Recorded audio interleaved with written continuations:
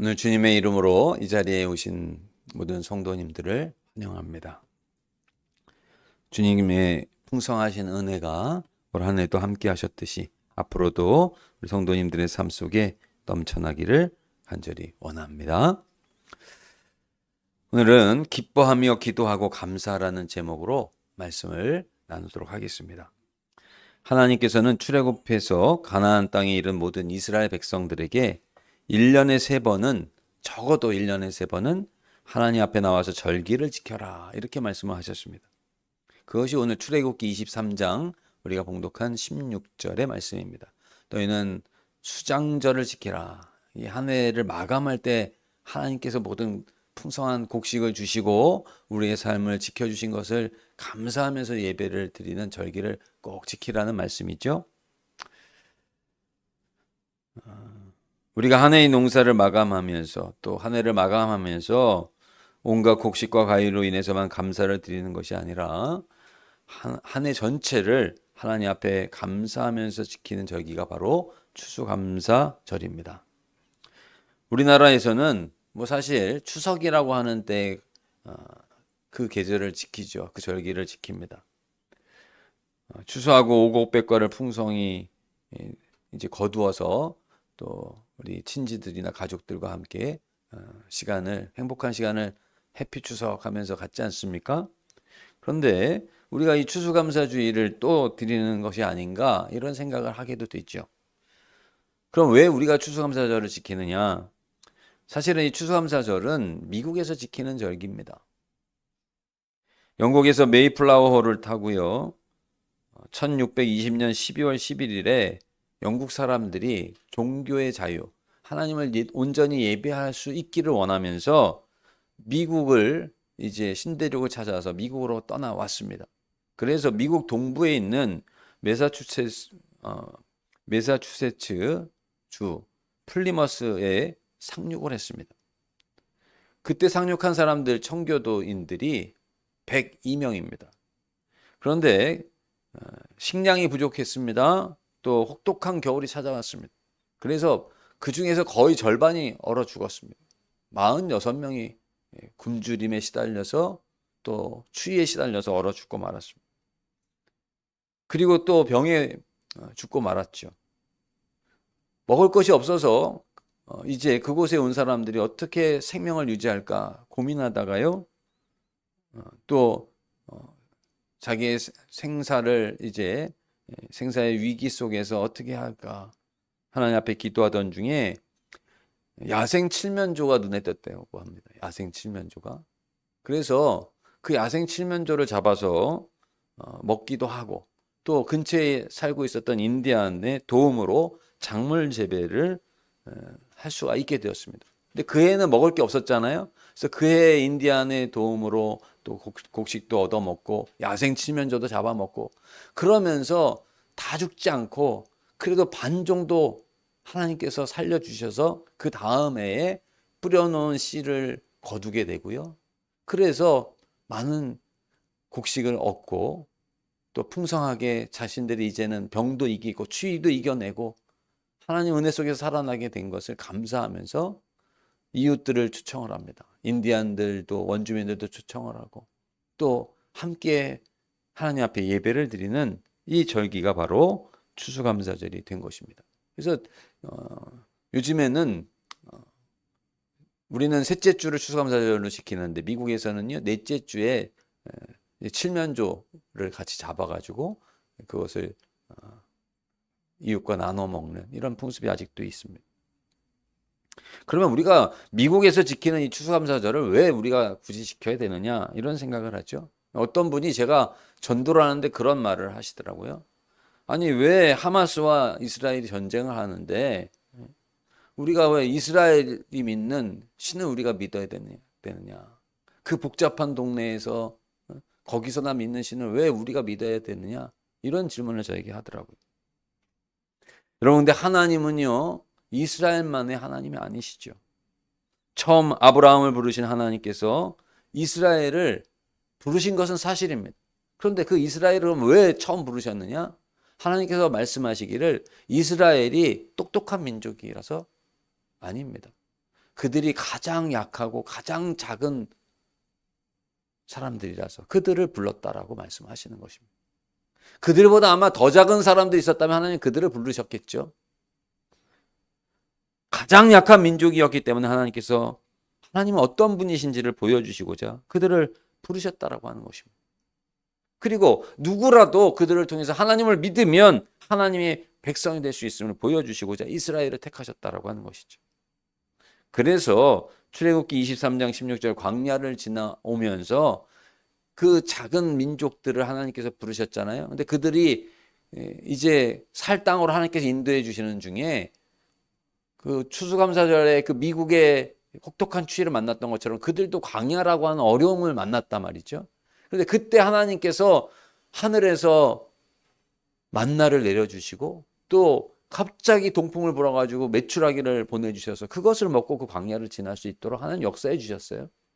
그래서 오늘 출애굽기 말씀에 너희가 이렇게 한 해를 지나보니 내가 이렇게 도와주지 않았느냐. 내가 너희를 보살피고 너희들을 인도할 것이다. 그것을 기억하면서 절기를 지키라고 하는 것이 수장절이요. 그것이 미국으로 와서는 추수감사절이 된 것이요. 또 오늘도 우리가 역시 그 정신으로 오늘 추수감사절 주일을 지킨다라고 하는 사실입니다. 그런데 이스라엘이요. 모든 것이 되신 하나님을 제대로 믿지 않으셨습니다. 믿지 않았습니다.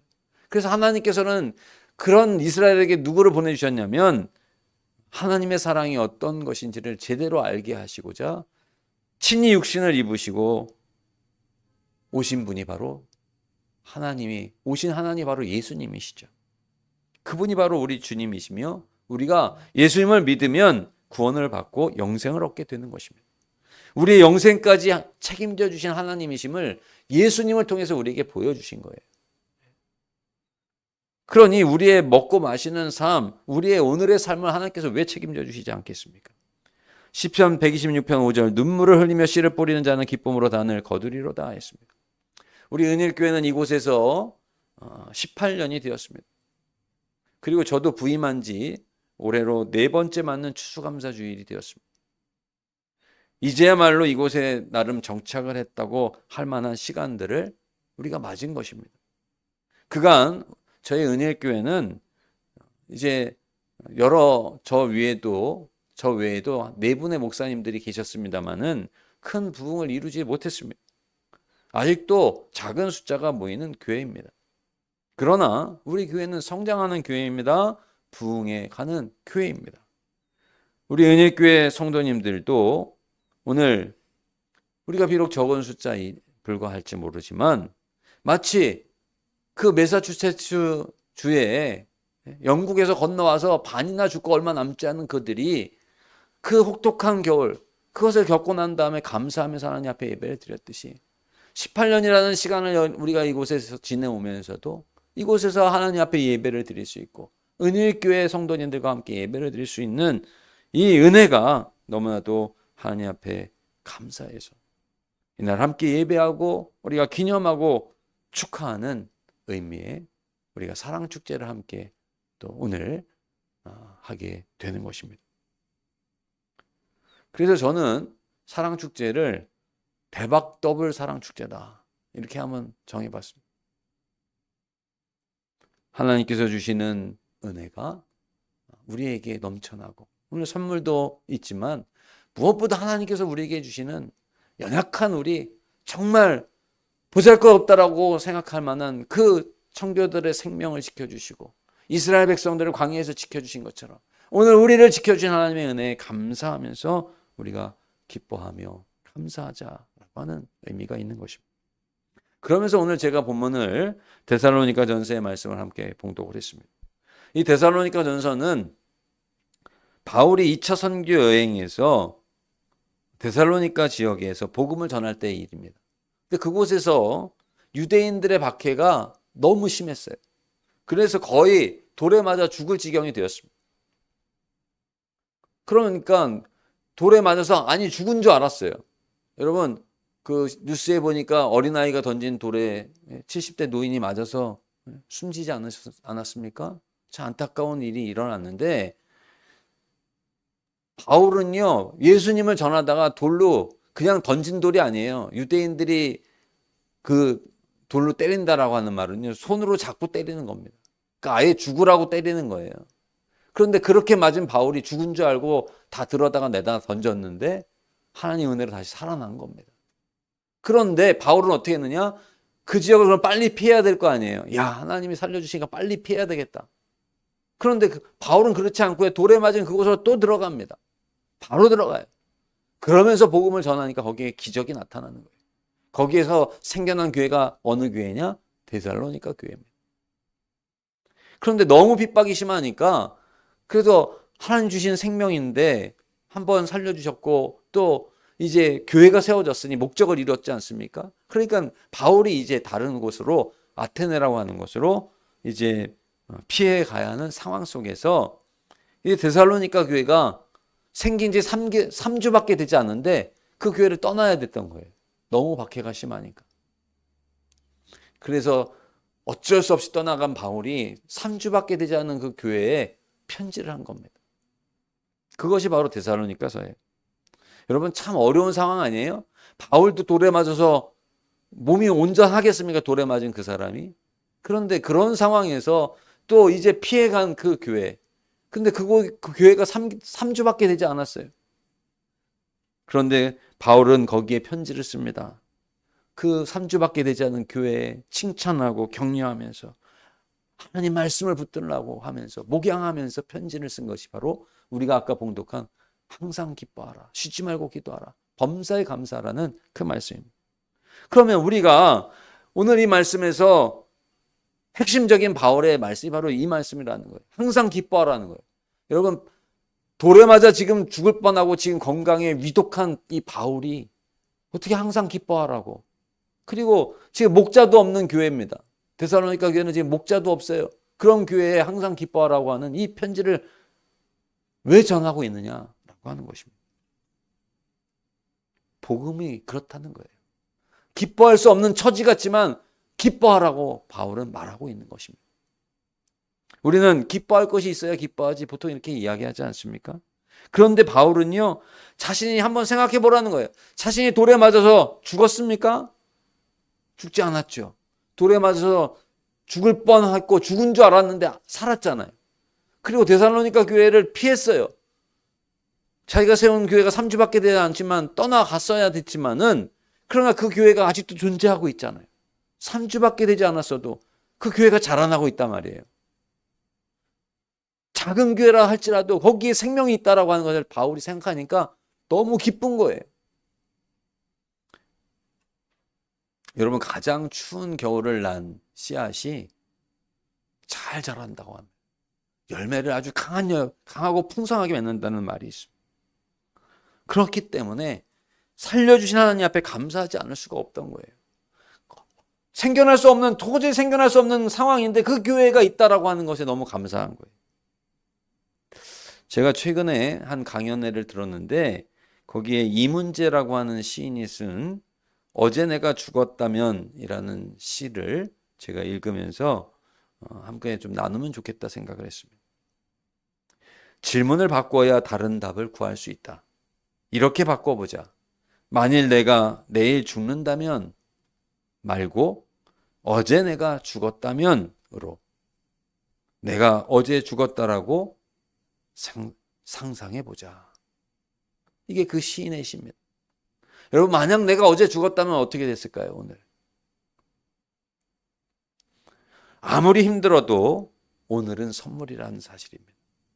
우리의 모든 관계가 선물임을 저는 그 시를 통해서 느끼게 되더라고요. 그러니 살아있음에 감사하고요. 고난 중에도 기뻐할 수 있는 것이죠. 평안한 날이 열려있기 때문에 우리는 기뻐할 수가 있는 것입니다. 고난 중에 바울처럼 기뻐할 수 있는 사람이 사실 얼마나 됩니까? 이런 말을 하실 수가 있습니다. 그러면서 우리도 바울이 당한 것처럼 고난을 당하라는 말입니까? 혹은 고난을 당한 사람만 기뻐할 수 있다는 말입니까? 이렇게 물어보는 분들도 있을 수 있어요. 아닙니다. 하나님의 말씀은 틀림이 없는 거예요. 그러니까 모든 상황에 있는 사람들이 기뻐하라. 이 말은요, 기뻐할 수 있다라고 하는 말씀입니다. 일전에 그러면 억지로 기뻐하라는 말인가? 이렇게도 들리죠. 일전에 웃음 치료라는 게 있었어요. 그게 어떤 거냐면은 뭐 시덥지 않은 얘기인데 이렇게 얘기를 하면은 자, 이제 다 같이 웃기로 하는 겁니다. 그리고서 이제 얘기를 딱 던져요. 그럼 별로 웃기지도 않는데 그 얘기를 듣고 아 하면서 막 배꼽을 치면서 웃기로 약속을 했으니까 별로 웃기지도 않는데 다 웃는 겁니다. 약속에 따라서. 그런데요, 그렇게 웃으면 웃어진다는 거예요. 그리고 행복해지는 느낌이 있다라고 하는 거죠. 그래서 이 웃음 치료가 한때 되게 많이 유행을 했어요. 저도 웃음 치료 잘하는 분을 교회에 모셔가지고 한번 해봤는데요. 좀 순간은 좀 기뻐지는 것 같기도 하더라고요. 뭐 별거 아닌 얘기하고 막 박수 치고 막 같이 웃고 그러니까.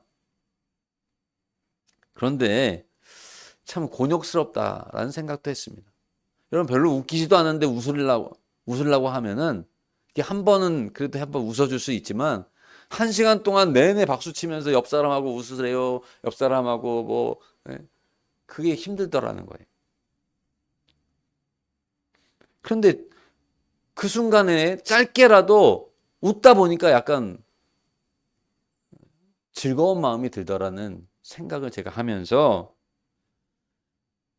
우리가 웃다 보면 곤욕스러워도 그래도 잠깐이라도 즐거운 마음이 든다라고 한다면 하나님께서 너희가 기뻐하라라고 말씀하신 것 이건 기뻐하면은 거기에는 그냥 잠깐이 아니라 하나님이 약속하신 말씀이기 때문에 하나님이 온 세상을 다스리고 우리의 어려움도 다 지키시고 보살펴 주신 하나님 아니세요? 기뻐하라고 하시는 그대로 우리가 기뻐하면 거기에 은총의 역사가 열리게 된다라는 말씀입니다. 어떤 남편이 부부가 결혼을 했어요. 근데 결혼했는데 남편이 처음에는 잘해주다가 결혼할 때만 잠깐 잘해주다가 나중에는요 술 먹고서 그냥 새벽에나 늘 들어온다는 거예요. 그런데 목사님이 항상 기뻐하라 이 말씀을 하셨는데 어느 성도님이 아니 항상 기뻐하라고 그러는데 자기가 생각할 때는 기쁘지가 않은 거예요. 그래서 이 남편을 두고 어떻게 이게 기뻐해야 되나 생각을 하다가 그래도 하나님의 약속이라니까 내가 기뻐할 거리를 한번 찾아봐야 되겠다. 그러면서 한번 메모를 해봤더니 자기 남편이 고주망태가 돼서 들어오긴 하는데 그래도 직장은 다니더라는 거예요. 자기 남편이 직장을 다닌다는 것에 대해서 감사하더라는 거예요. 두 번째, 다른 여자의 눈을 돌리지 않더라는 거예요. 그렇게 술을 먹으면 다른 여자를 찾는 사람들도 많이 있는데 자기 남편은 다른 여자는 찾지 않더라는 거예요. 그래도 자기 아내를 아내라고 여겨주는 것에 대해서 감사한 마음이 들더라는 겁니다. 그리고 늘 새벽에나 들어오는데 새벽에라도 다른 집에 가서 자지 않고 집에 들어와서 자는 게 고맙더라는 거예요. 그리고 들어와서 자는 그 남편이 그냥 고주망태가 돼서 자면은 주일날 예배 가는 거 뭐라고 얘기하지 않아서 그게 또 감사하더라는 거예요. 여러분, 우리가 삶 속에서 기쁨은 솟아나올 수가 있습니다. 물론 어쩔 때 기쁨이 사라져가는 것처럼 보이지만은 예수 그리스도를 의지하면 없는 것도 우리가 생각하고 돌이켜 감사하기를 시작하면은요. 웃음 치료는 억지로 해야 되지만 우리의 삶에 우리가 생각하면은 억지로가 아니라 정말 감사한 것들 우리가 찾아가게 된다라고 하는 말씀입니다. 그리고 마침내 예수님께서 이렇게 말씀하셨습니다. 요한복음 7장 38절 나를 믿는 자는 성경의 이름과 같이 그 배에서 생수의 강이 흘러나오리라 하시니 여러분 생수가 뭔지 아시죠? 표면수가 있다는 거예요. 표면수가 있고요. 그냥 표면수는 그냥 쉽게 얻을 수 있는 길가로 흐르는 물 같은 게 이게 지표수, 표면수 이렇게 얘기합니다. 근데 그 물은 얻기는 쉬운데 먹으면 잘못하면 건강에 위험이 올 수가 있대요. 그 다음에 지하수가 있는데요. 그 지하수는 안반과 안반 사이에 이렇게 흐르는 이게 지하수라는 거예요. 그런 물을 먹을 수는 있죠. 그런데 안반수가 있다는 거예요. 이 안반수는요, 바위 안에서 생기는 물인데 이 물은 한 100년 정도 이렇게 모인다는 겁니다. 바위 속으로. 그래서 그 물을 뚫으면 거기에서 정말 아주 맛있고 영양 좋은 물을 얻게 된다고 하는 것이죠. 그런데 우리 하나님께서 주시는 우리가 세상 것으로 생각하는 것이 아니라 아니, 기뻐하라고 하는 말씀, 그것을 소중히 여기고 정말 기뻐하기로 작정을 하고 내가 기뻐하게, 하나님이 기뻐하라고 했으니까 내가 기뻐해야 되겠다, 이런 마음을 먹으면 오늘 그 배에서 생수의 강이 나를 의지하고 기뻐하려고 하는 자에게 생수의 강을 흘려주시겠다라고 말씀을 하고 있는 것입니다. 슬픔과 우울함 속에서 남아있으면서 한평생 슬픔 속에서 사는 사람들이 있습니다. 그러나 복음입니다. 무엇이 복음입니까? 바울이 그런 것처럼, 바울도 그랬잖아요. 자기가 죽다 살았지만, 지금 교회는 너무 어렵지만, 그러나 살아있게 하신 하나님, 그 하나님이 함께 계시니 기뻐하라 말씀하시는 것처럼, 오늘 우리들의 삶 속에서도 기쁨으로 우리가 한평생을 살아갈 수 있는 복음이 여기에 있다는 사실을 기억하시고, 항상 기뻐하라, 이건 명령이 아닙니다. 복음이라는 거예요. 억지로 기뻐하는 그런 기쁨이 아니고요. 하나님의 말씀을 믿는 자는 그 배에서 생수의 강이 안반수처럼 흘러나와서 정말 기뻐할 수 있는 삶을 살게 하신다는 말씀입니다. 여러분, 사람은요, 믿을 게 못 됩니다. 그렇죠? 말을 하다 속이기도 하고, 또 부담스럽기도 하고, 의지할 수도 없습니다. 그러나 하나님은요, 의지할 수가 있어요. 하나님은, 우리가 하나님을 의지하면 하나님이 기뻐하시고 우리에게 은총을 주십니다. 세상 어떠한 것으로도 살 수 없는 하나님의 은혜를 주시고요, 평안을 주십니다. 그리고 슬픔과 걱정과 염려를 찾아볼 수도 없는 참 기쁨을 누리게 하십니다. 주님 안에서 기뻐하시기를 바랍니다.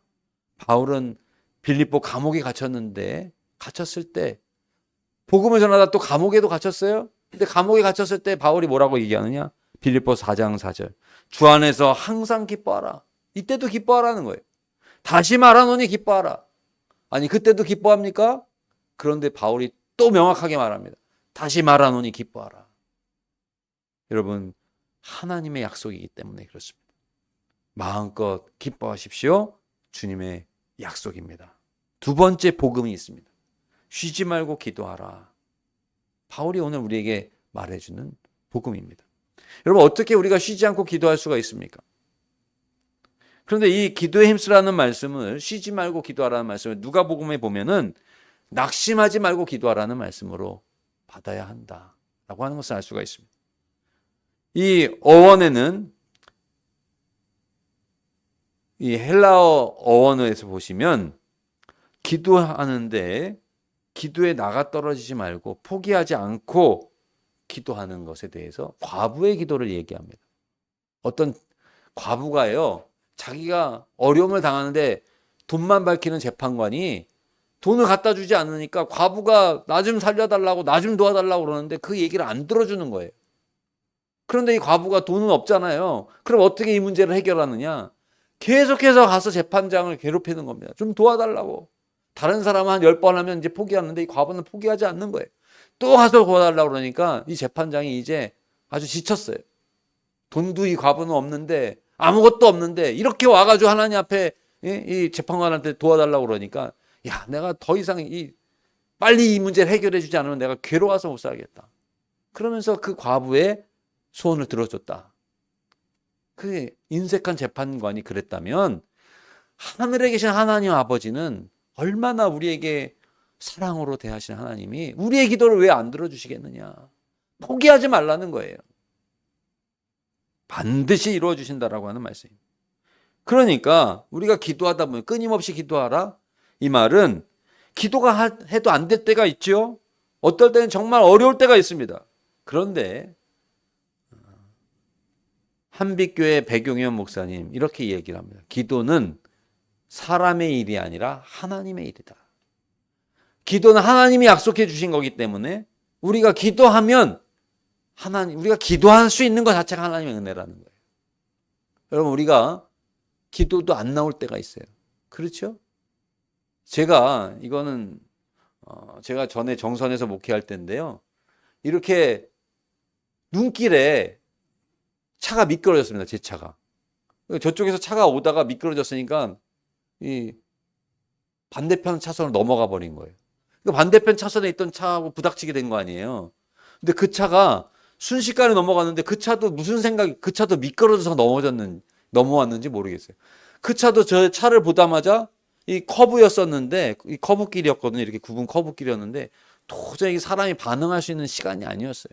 근데 그 차가 제 차를 보고 미끄러져서 넘어오는 제 차를 보고 그 차가 반대 차선으로 넘어가 가지고 이게 안 부닥치고 지나간 거예요. 제가 너무 순식간에라서요. 기도할 새도 없었습니다. 지나가고 나니까 땀이 쫙 흘렀어요. 그런데 나중에 하나님 감사합니다. 뒤늦게 기도가 되더라고요. 살려주시며 감사한 기도가 나온 거예요. 왜냐하면 이거는 뭐 반응할 수 있는 게 아니니까 그냥 미끄러진 거니까. 그런데요. 어떤 생각이 제가 들었냐면 하나님께서는 내가 뒤늦게 한 기도를 먼저 아시고 나를 그 위기의 순간에서 나를 미리 건져주셨구나. 이런 마음이 저한테 드는 거예요. 왜 이런 이야기를 하느냐? 기도는 사람의 일이 아니에요. 그게 시간상 안 맞는 얘기 아니냐? 이렇게 물어볼지 모릅니다. 그런데요.